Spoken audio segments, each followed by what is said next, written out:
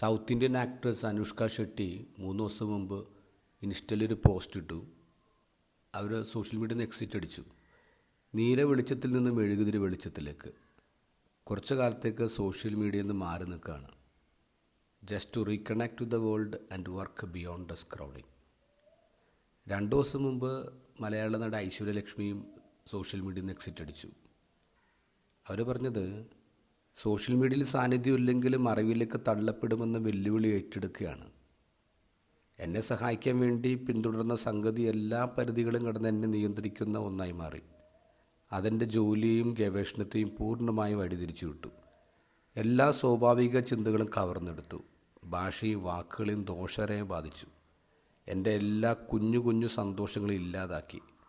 ഒരു സൂപ്പർനെറ്റിൻ്റെ താല്പര്യങ്ങൾക്കായി പ്രവർത്തിക്കാനും എല്ലാവരും പോലെ ഒരച്ചിൽ എന്നെയും വാർത്തെടുക്കാൻ ഞാൻ ആഗ്രഹിക്കുന്നില്ല. ഐശ്വര്യ പറയുന്നതൊരു ബോൾഡായിട്ടുള്ള കാര്യമാണ്. ഒരു സൂപ്പർ നെറ്റ് എൻ്റെ ലൈഫിനെ വാർത്തെടുക്കേണ്ട.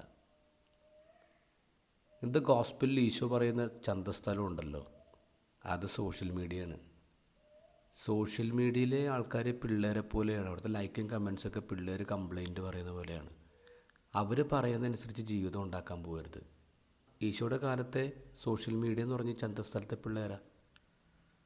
നാട്ടുകാർ പലതരം കമൻസ് പറഞ്ഞു. അതനുസരിച്ചിട്ട് യോഹന്നാനും ഈശോയും ജീവിതം മാറ്റിയോ? ഇല്ല.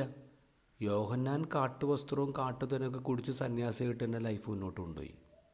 ഈശോ ഫുഡ് അടിക്കും, വൈൻ കഴിക്കും, അങ്ങനെ പാർട്ടി മൂഡിലാണ് ലൈഫ് കൊണ്ടുപോയത്. സെലിബ്രേറ്റ് ചെയ്ത് കൊണ്ടുപോയി.